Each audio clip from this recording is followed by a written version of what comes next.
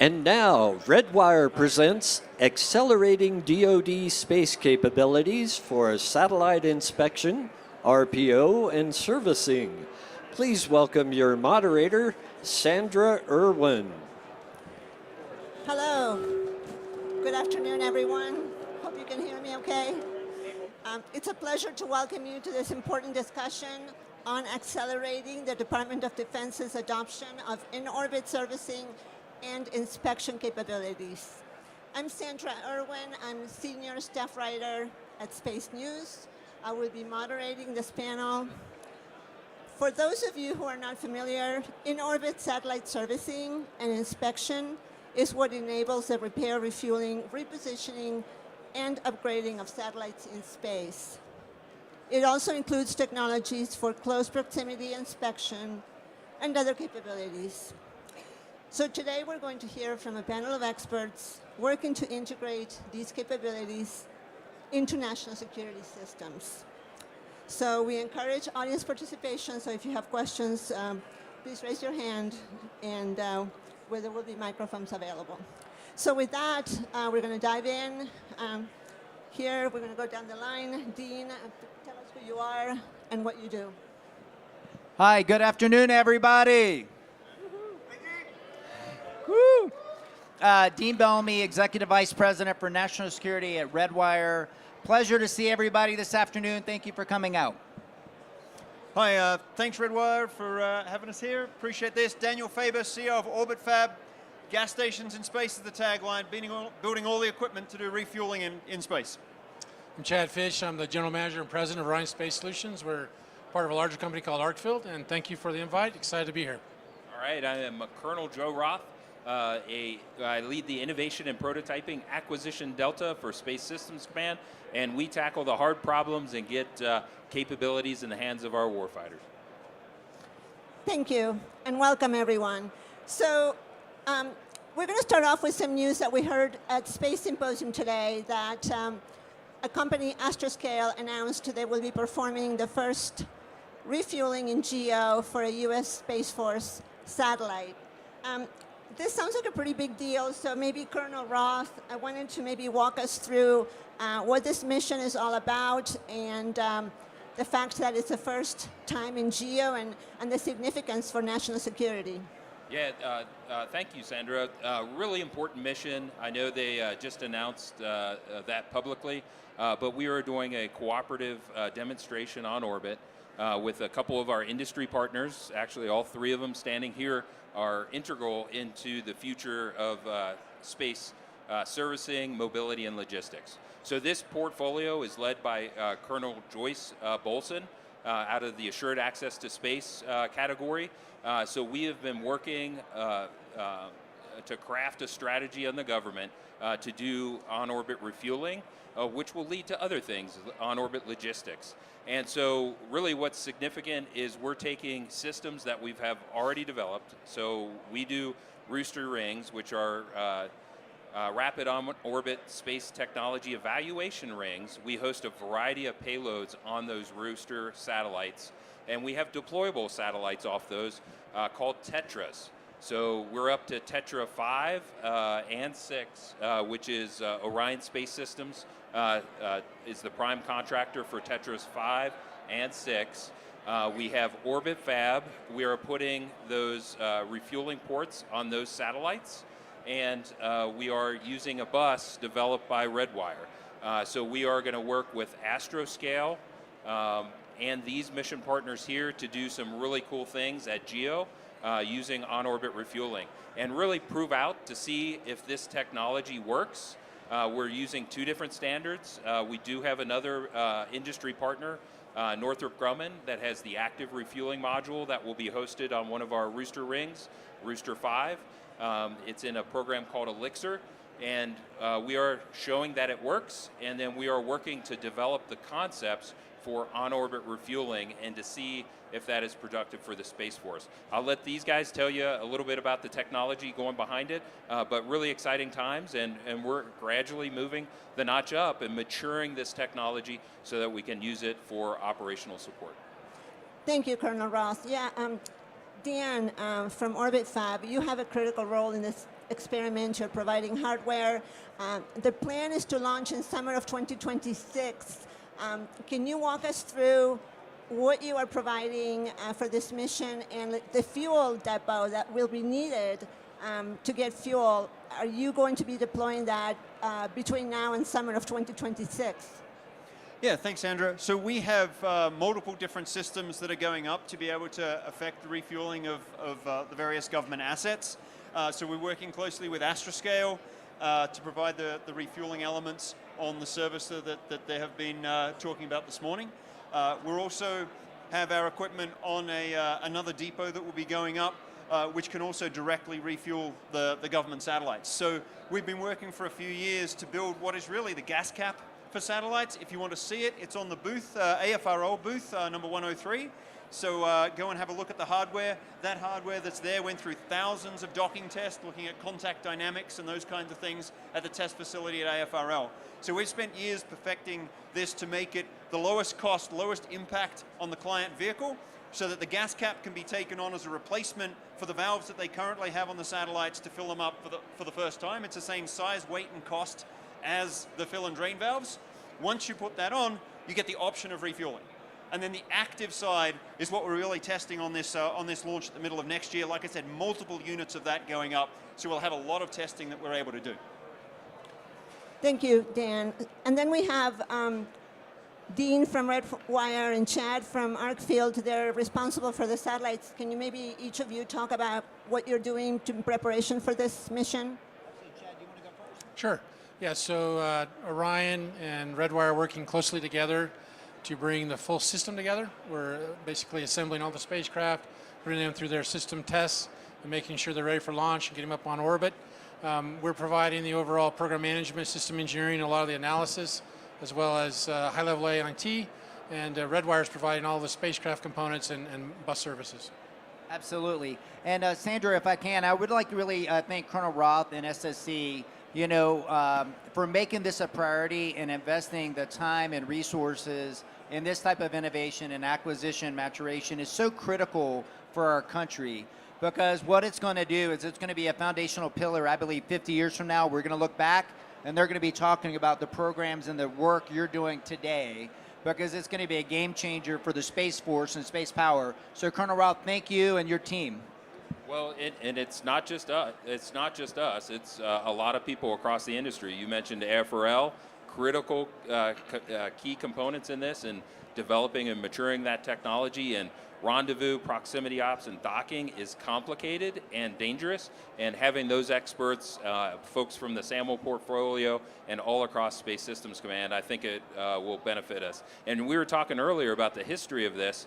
So, Dean, can you talk a little bit? The question mark flight. Absolutely. Yeah, so if you go back in the history books, believe it or not, 100 years ago, they did the first trial, right? Really, it's hard to believe. It was like 1923.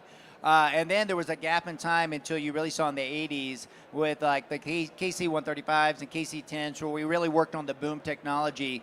But if you look at the benefits Air has seen from refueling, I think you can look at that as an example, and I think there's others we could talk about how that's going to actually change the way we look at space today. So in my opinion, and probably other from space, from the space side of the house, the reason a lot of times we have end of life of satellites is not because components break or they're damaged, just that they run out of fuel, right? And and we have to do an end of life maneuver. But by doing an ability to extend the life, to allow to do additional maneuvers and to do additional operations, you're really doing a game changer, no different than on the air side of the house. If you have an F-22 or go back to an F-14 flying, they're about to run out of fuel, but if you can refuel them in the air, they can stay up and do their AOR and do their mission for longer. And I really think that's a great analogy to what we will see in the future as a result of these demos you were describing, Colonel Roth. Chad, you want to say anything about what you're doing for this experiment? Yeah, so I think as has been described, we're opening the door to the sort of the next generation of gas stations on orbit. I thought the example with the aviation was very on point. I also think that this opens the door and leads to the next generation future of going from Earth to the moon and to other sections. We're going to have similar systems like this creating these infrastructures where you can progress the technology and not have to turn around or give up, as Dean was mentioning, but you can keep on going and reusing the same technology. So it's very exciting in the sense of the seeds it is planting. We're talking about geo and activities there, but this is going to have far-reaching impacts across the space and where we're going. If I can, Chad, I would agree with you. And, Dan, for what Orbit Fab and other commercial partners are doing, I would agree with. The ability to really offer sustained maneuver operations and longer operations. From a commercial perspective, you've got to be very excited. Yeah, definitely. And we started Orbit Fab by talking to commercial customers. And for the first year of the company, we really didn't talk to the community that's represented here at this conference. Just for the commercial companies, the question we're asking is, what is the marginal revenue you could get for an extra kilo of fuel? And we're absolutely floored. The answer came back about $1 million per kilogram. And this is typically them thinking about end-of-life satellites that are generating 20, 30, 40, $50 million a year. They have customers, they have working transponders, but they're 20 years old. They're still generating that, and for want of a few kilograms of fuel, they have to throw the satellites away. And $1 million per kilo was the marginal revenue, which is absolutely shocking. Now, after a year of working in the company, we realized, firstly, this wasn't a new idea. People have talked about this for 40 years, but the reason it hadn't been stood up was because the business model sucks. You invest all of this money to develop the technology and prove that it's going to work, and then people will buy a gas cap, they'll buy an interface, and they'll sit for years before they buy fuel. So how do you bring this into existence? And the answer is, well, the value exists for the government as well, and the government is in a position where if it needs a capability, it can invest in that up front. And so at that point, we realized the US government has to be our best partner in this, and we need to bring this capability. And we started talking and realizing the Space Force was getting stood up at exactly that time because space is a contested environment. And we're not going to prevail in this environment without logistics. Previously, like to date, there's been no logistics in orbit. We put satellites up and we never touch them. That doesn't work for the Army. You win a war on logistics. It doesn't work for the Navy. One of the reasons that World War II went well for the Western nations, for America, was because we could refuel and replenish the aircraft carriers in the middle of the ocean.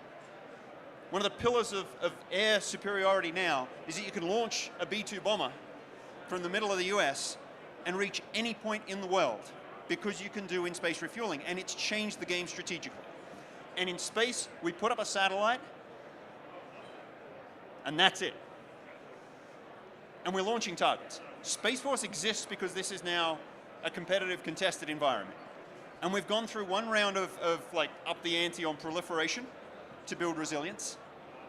But our adversaries know exactly how far each of those assets can move, and so they're investing in the counter to that. As soon as you make those assets refuelable, as soon as you bring in some form of logistics, and that the follow-on logistics are upgrading, changing the payloads, adding a completely dynamic aspect to what we do in space, the cost to counter that is astronomical. And that's the deterrent that we need going forward. So that's why it's absolutely critical that we're doing this. And we think that's why we're getting the support. I'd love to hear other aspects, but we hear several different things from different groups within Space Force, within the government, about how this logistics is going to be so critical on how we actually do things in orbit going future. Thank you, Dan. I guess a follow-up question on this experiment, which one of the things that makes it interesting is that there's so many providers working together to demonstrate refueling capabilities, and that's something that's relatively new in military space operations. So maybe Colonel Roth, how challenging has it been to coordinate across different companies, technologies? Are there integration hurdles that still need to be worked out? And what lessons are you learning that could shape how the DoD approaches in-orbit refueling at scale? Yeah, like you said before, Sandra, it's a lot of different organizations working on on-orbit refueling specifically for these demonstrations, and it's very challenging to do that. So that communication, we have a mission area lead in Space Systems Command, that's Colonel Bolson, and assured access to space. They're in charge of that servicing, maneuver, and logistics portfolio. But we have our partners in Air Force Research Lab. We have our partners in a lot of different organizations that are interested in the outcome of this. So you end up having steering groups where you collaborate and you get all the leadership and the program managers around the table. They do mission design, coordinate, because remember, all these missions are going on up on different launch vehicles, and most of your satellites launch with a full load of fuel. So you don't need to refuel them right away. So you have to do some timing, and it could take years before we demonstrate all those capabilities. So coordination is really important.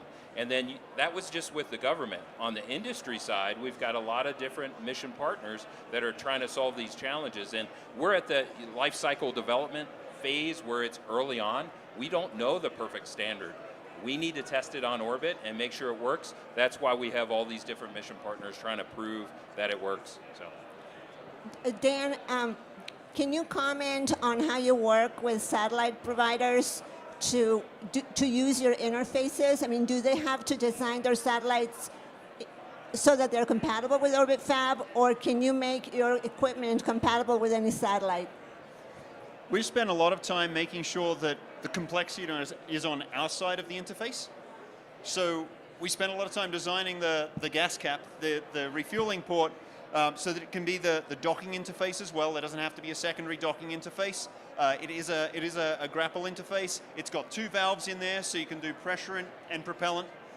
So you can fuel that on the ground, which makes it very easy to integrate. So there was a study that was done by Aerospace Corporation looking at what is the all-up cost.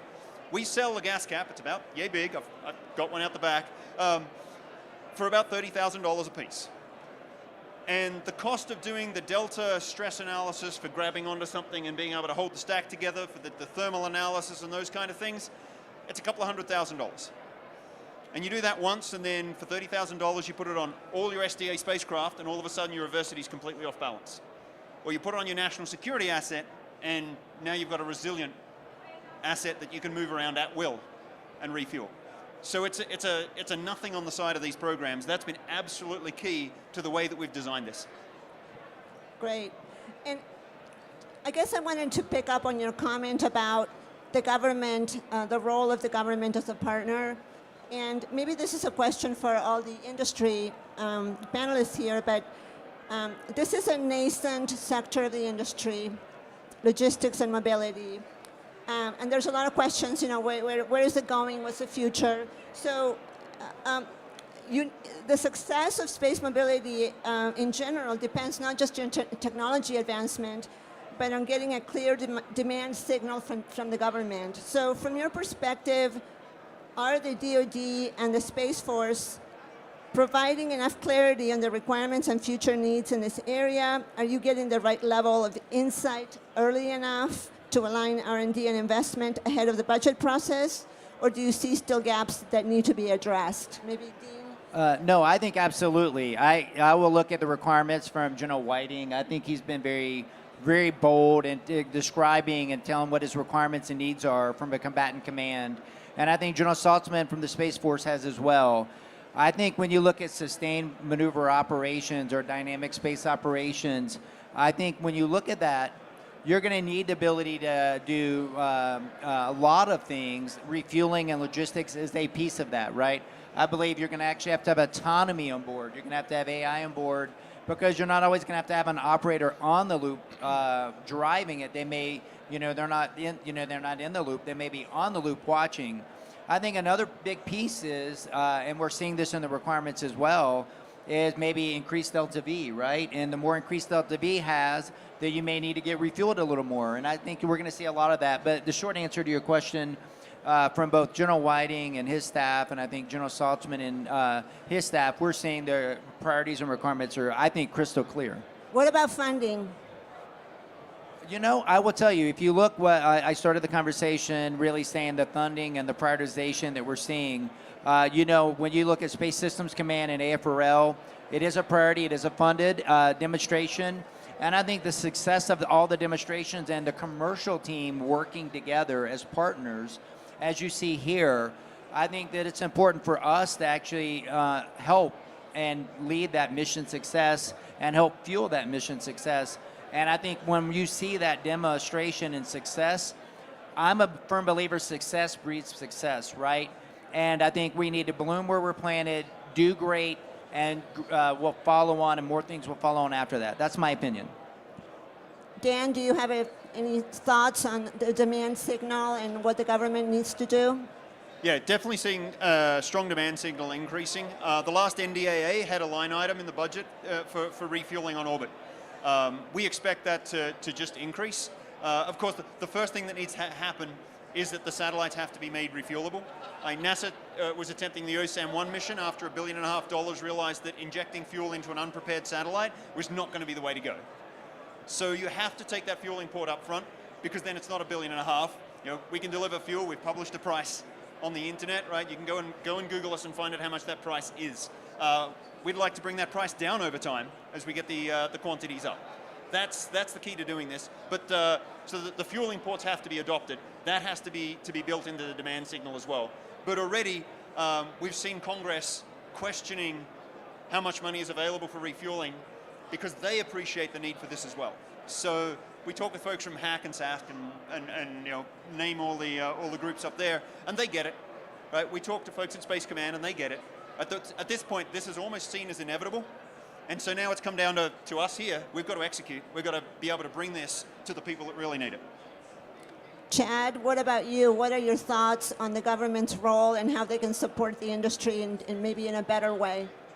I think we've seen over the last couple of decades that industry has a lot of capability to move space forward along with government, and it feels like industry and government are starting to come together on that concept and say, how can we work together? It seems like there's been a large improvement in that area, and I can only expect as we go forward that need will continue to grow. So I think that there's a movement between the government and industry to find ways to communicate. We're talking about technology, we're talking about what's coming next, but it's really always about the humans. No matter what you do, no matter how hard the problem is, whatever technology you're trying to solve, it's always about the humans and how they communicate, how they work together. And it does feel like the government and industry know that space is going to move fast. We have to compete in a very agile world.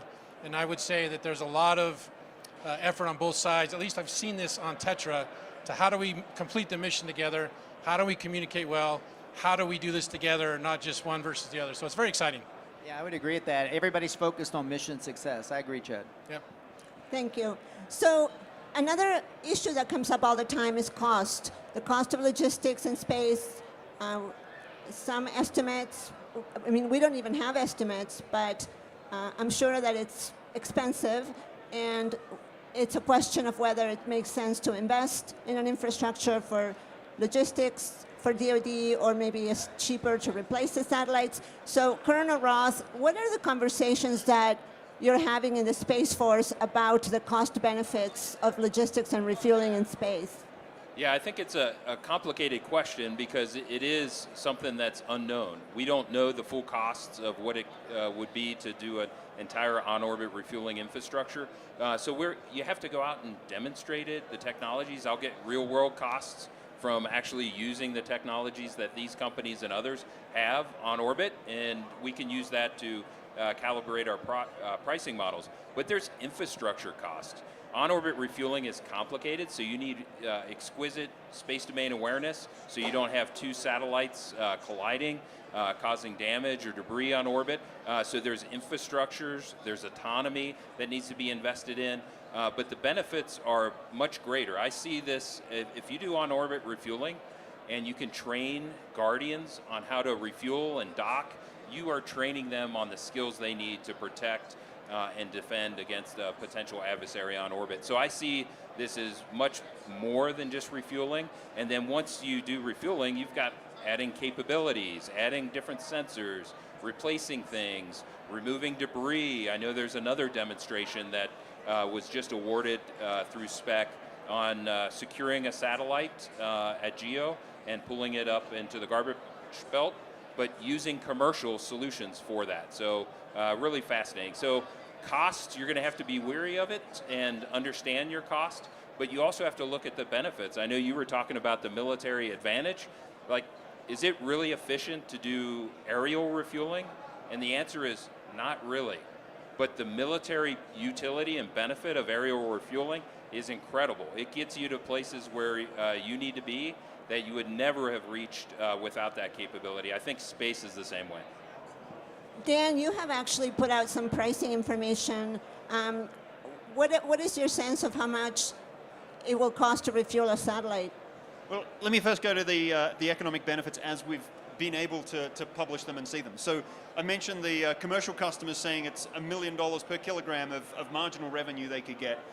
There was a paper published by, I think it was Colorado School of Mines, looked at the economics for Space Force, and they came out and said it was $800,000 per kilogram benefit to Space Force just on delaying asset replacement, before you even consider the military benefits of bringing that fuel to orbit.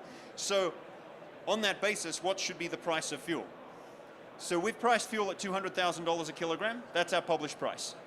Our cost is less than that because we're a company. So challenge me, ask me to buy in bulk, and I'll give you a better price. But that's what we're selling. We're selling the gas cap, that interface, for $30,000 a piece. And yes, I make money at $30,000 a piece as well. Buy in bulk and challenge me to get the price down, right? That's what I want to see. Those kind of numbers I can put out there without blinking an eye. That's hydrazine in geostationary orbit for $200,000 a kilogram. How much would you like to buy?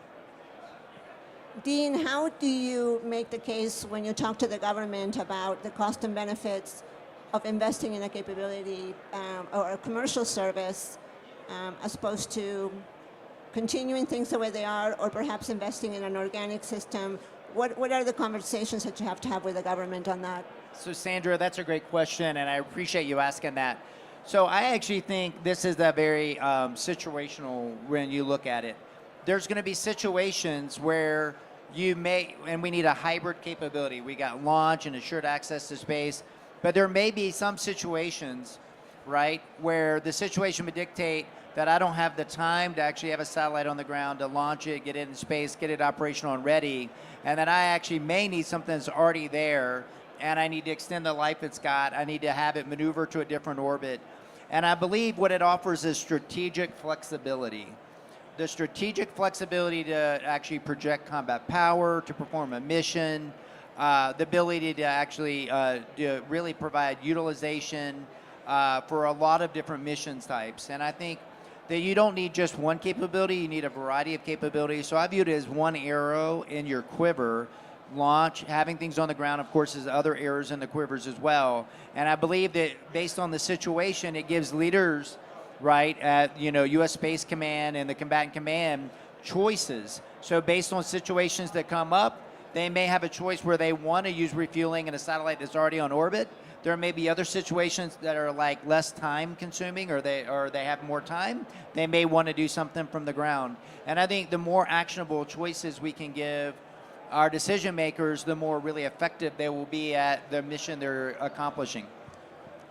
Can you maybe talk about the regulatory issues associated with in-space logistics? How does that work, and what kind of perhaps regulatory reforms would you recommend? Yeah. Do you have a lot of answers? I actually think before I'm a kind of don't put the cart before the horse person. So before we actually start looking at regulatory, I think we need to see the successful demo and learn from it. There's so much involved in it, as you heard Colonel Roth talking about the SSA involved, the autonomy involved when you bring two satellites together. They're cooperative and they're working together. And I think we need to understand and learn, and we're going to learn on these multiple demos with multiple providers before you actually start looking at regulations. Because what you could do is inadvertently, if you put a regulation out, inadvertently hamper or hamstring or make actually operations less efficient, and you could cause actually harm. And I don't want to see single point vulnerabilities until we've learned. We got to learn first, I think. Yeah, I think the disconnect in our day, in the past, you would send up a mission, you had time to learn and grow and develop those regulatory protections. But now we are moving so fast, and the infrastructure that's going into space is so large. We talk about mega constellations today. The question is, how do the regulations keep up with what's going on and what the capabilities are? So I think that's going to be our challenge for the next few decades, probably for the future. How does that speed of how we can implement things, whether it's in LEO, GEO, outside the Earth, how do the regulations actually keep up with that? How do we learn fast enough so we put regulations in place that make sense? It's just a scale issue. It's going to be very challenging. Colonel Roth, any thoughts on policy implications for in-space mobility and logistics? Well, I think what we're doing is a lot. I think the government has to prime the pump to get this infrastructure started. It's not going to start on its own. I look at the analogy of reusable launch vehicles. That was an innovative solution by a company and pretty profound, but the government didn't have a requirement for it yet. So it's really up to our industry, which is the secret sauce to what makes the nation great and to protect the nation is our industry partners to come up with those ideas and solutions. The government invest in them to see if they work, and if they do, then we scale up to match the investments and give us capabilities. I do fear that we will be behind our adversaries if we do not invest in this technology. I think China is marching on a really strong path, and at the unclassified level, it's definitely some things to consider that our adversary gets a vote in this, and we don't want to be behind. If we're without maneuver in space, and that doesn't give us a lot of options. So I think our adversary potential adversaries may force our hand in this, and then for me being the prototyping guy across Space Systems Command, I want to show that it works and actually do it. And then once we do it, then we can develop the policies to help support it. Dean, did you have any reaction to that? I agree. I concur with Colonel Roth. And I'll tell you, if you go back to the Apollo days of the 60s, prototyping and advancing and continuing to invest and putting that money into not only science and technology and learning as you go is why we actually put men on the moon, right? It's why Neil Armstrong walked on the moon, right, with Buzz Aldrin. And I look at it, when you see here, we're going to learn in this prototyping, and we're going to continue to invest. And I do believe, you're going to look out 15, 20, and even 50 years. You're going to look back, and they're going to talk about all the work Colonel Roth has put together, and it's going to be in the history books because this is going to be foundational for how we do space. If you think about it, we could go back and I could talk about a variety of things 30, 40, 50 years ago, but this will become so foundational that it just becomes in everyday life just very routine.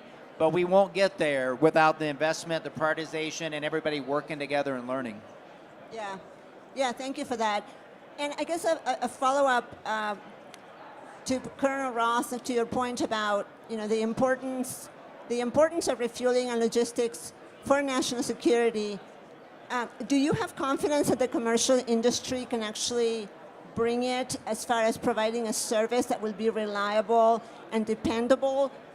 Do you foresee perhaps that a discussion may have to be had on whether maybe the government should have their own organic vehicles? What are some of those conversations? Yeah, I would say that you definitely need to look at that. I think there are folks that have published studies and have examined this, but I would say that I would bet on the commercial side and see where they take us. They can innovate faster. We can pay for a service. Like if I knew I could buy gas to refuel some of my missions today and I had the ports to do it, I would probably do it. And I would work with my contracting officer to write you a check to buy that capability. And so I think commercial industry, this commercial model, is likely to be a really good, successful model for on-orbit refueling, servicing, logistics, and we need to get it started. And we're doing that today, and we are looking forward to those launches in 26 and 27 to show what we can do. I know you spoke when we were talking earlier. You mentioned the DARPA Orbital Express. That was a long time ago. Yeah. I know that perhaps it's not the conversations is not the same. It's not relevant anymore what it was back then. But perhaps you can put some perspective there and give us your thoughts on how the thinking has evolved and why perhaps that DARPA investment didn't pan out at the time. Well, and I don't know if it was the environment, right? We were in a peaceful domain. It wasn't a warfighting domain, and we did on-orbit refueling with DARPA. My organization was a part of that, AFRL. There was a lot of people for that demonstration in the late 2000s. And it showed that we can do, it's not a scientific challenge to do on-orbit refueling. So it is capable. Now we have two potential adversaries that are putting us at risk, and that is why we need to look harder at on-orbit refueling, and it's getting the attention it deserves. We are in strategic competition in space, and on-orbit refueling will provide us advantages, especially with an adversary that's trying to counter all our capabilities. Dean, I know you were in DoD. You've been in DoD for a long time before you transitioned to industry. What was the thinking back then, and how has the mindset evolved in terms of in-space logistics? Yeah, I mean, I think Colonel Roth did a really great job describing it. If you go back, really, it's 20 years. It's hard to believe in that time frame, 20 years ago, and think, what's changed? So much has changed, right? I mean, if you look at how we've seen just from a threat perspective, we've seen some ASAT tests. We've seen people doing things that are in space where it's more congested. No one would have thought we'd have the P-LEO constellations today that we have, right? From Starlink to Kuiper to all the Space Development Agency and others. No one really saw that coming. But we've actually, changed. So much has changed, really, Sandra, from compute power. Autonomy has changed, the algorithms and what we can do. Payloads have changed. When you look at power has changed. And then the last thing I would say is materials, because that's kind of an important thing too. And I think that know-how is really, and what we've learned in that time frame really gives me bullish success that, we're going to go and we're going to work together and we're going to create really a lot we're going to learn from a successful multiple demonstrations that we can use as a springboard for success. Dan, you were one of the early investors in this industry, so maybe can you talk about your thoughts on the future of the industry and whether you think the commercial sector can deliver what the government needs as a service and perhaps become also a successful commercial business? Yeah, the simple answer is yes. But firstly, I want to recognize the work that was done on Orbital Express, because if you look at our adapter, you will see the similarities for Orbital Express. We read all of the papers, we talked to the people, we learnt the lessons. That was incredibly valuable to our decisions as to how we built that. So that was sort of what we're doing now might seem like it's a long way removed, but it's directly built upon the lessons that were learned on that. It's been key. What has changed is absolutely the external environment has changed. And the time is now. At least we have that to build on. We're not starting from scratch. That's been super important. So right now, like I said, we're offering fuel as a commercial service. Defense Innovation Unit are buying fuel for delivery on orbit. They're not buying technology development. We have technology development partners with AFRL. We have systems development partners with SSC and solutions development. But we have just fuel purchasing partners at DIU. And they've bought that fuel for us to deliver to various government assets. And so we're already delivering that commercial service. We also have commercial customers that are optioning fuel and that are looking forward to building that into their business so that they can make more money, so that their equipment is more flexible and more profitable. So I think already we're seeing this come about, but just on the back of that commercial industry, the capital requirement and the time to revenue was too much of a gap for VCs or investors to get into. By being able to leverage the development capital and the early contracts with Space Force, we are now able to bring this to the commercial customers in a way that's very attractive for them. So we're getting over that hump. And we're really starting to see that open. And we got the gas cap, the fueling port, flight qualified last year. It was approved by Space Systems Command, so we can put that on all the national security assets.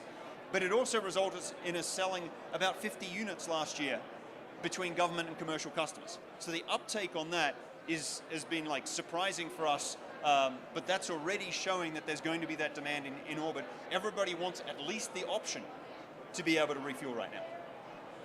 Does DoD have to be the leader in this, or do you see like a chicken and egg situation where the industry, the commercial industry, wants to see the government do a successful demonstration before they invest, and conversely, the government wants to see the commercial industry succeed? So kind of how do you break that cycle?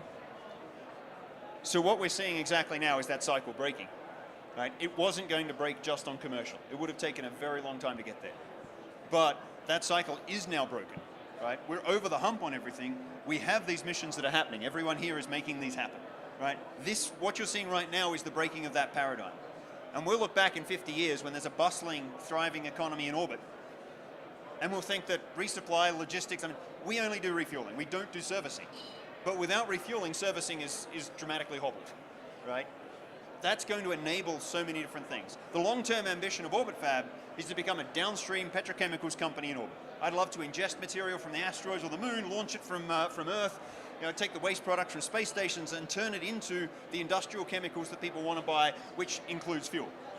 It starts today with these refueling missions. This is what lets us build that in-space economy.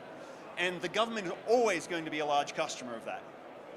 But right now, it's the critical customer that's got it over the hump.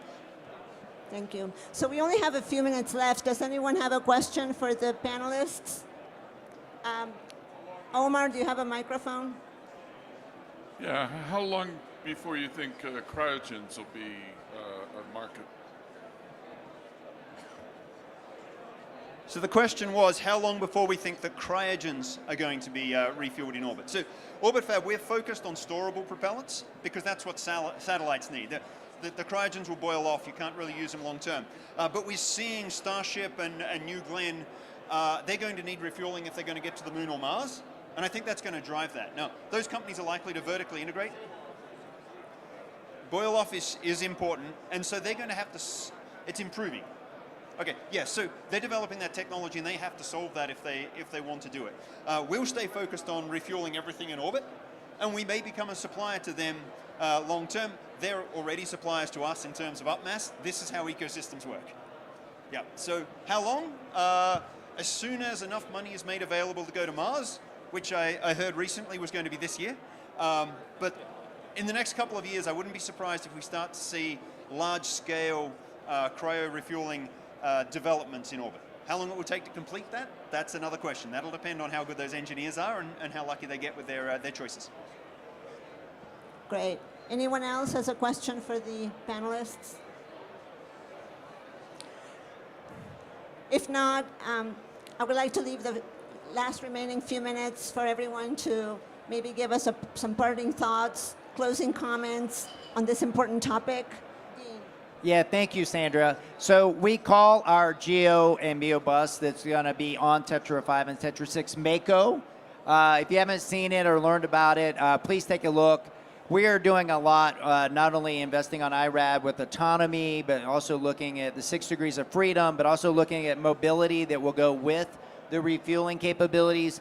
And that's a really key attribute we see for spacecraft in the future to really provide what we think is sustained maneuver operations of the future. It's going to be a mix of all of these capabilities. And I'll just say one last thing, really for all of us to get there, it's this prototyping and innovation together and working together is just so critical, and really appreciate really the government's leadership on this. So thank you. Any parting thoughts? Yeah, thanks. Just to point out, we've been laser focused on refueling with storable propellants for the last few years, and we continue to do that. We're extremely grateful to all the partners that we have that are helping make that happen, especially Space Force, who are the anchor customer for this right now. That's been absolutely critical.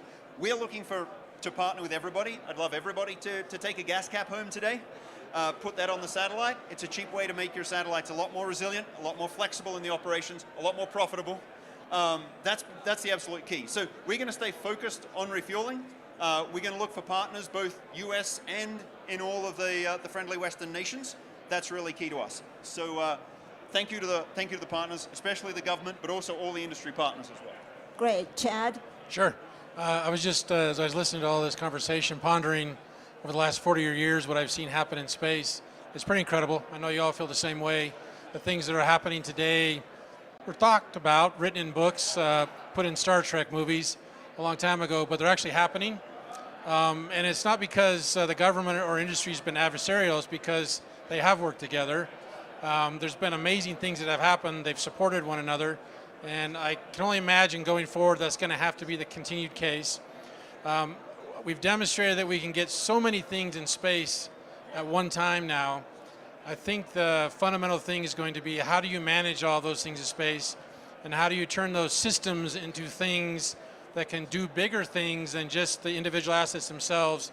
And that's how we're going to stay ahead of the curve and be able to maintain our superiority as all of the other governments are going to put things in space as well. So it's really going to be a, how do you cooperate with all the assets in space as we go forward, I think is really the fundamental thing. As we prototype, develop, how do we quickly go to that next level? It just seems like we're on that track at this point. Great. Colonel Roth, final. All right. Hey, wanted to thank you for inviting me to this panel. It's been really great to talk a little bit about on-orbit refueling, mobility, and logistics. We are at a really inflection point. We are at the time where we're actually doing active demonstrations, prototyping, and we will have leave-behind capabilities of those demonstrations that real satellites that have those ports could come up to and refuel. So this is not a pipe dream. We are going to do it, and we are going to do it next year and the year after, and it's going to be pretty awesome. What we need to think about is, are we prepared for that future? Do we have the right infrastructure? Do we have the right capabilities? Do we need to model and sim how the Space Force is going to use on-orbit refueling in both military operations and resiliency to protect our systems? So we are just at the start, and it's really exciting times. And I'm looking forward to seeing in Space News a lot of the articles that that these things have been accomplished, and we did it. So, and I'm proud of the team up here, our industry partners too. I know that with the Tetra program, these are small ESPA-class satellites, and we're up to Tetra 5 and 6. But part of our mission and part of the requirement was to develop the industry base. We are doing just that. So I'm proud to partner with a few of these members up here, with Northrop Grumman and others to pull these capabilities off. But we are developing that industrial base and doing our mission, and it'll be good for the Space Force. Thank you. We are out of time. I would like to thank our panelists for their insights, and please join me in a round of applause. And hey, definitely follow Sandra if you don't. She's amazing and puts out so much great information to industry. Sandra, thank you for what you do, okay?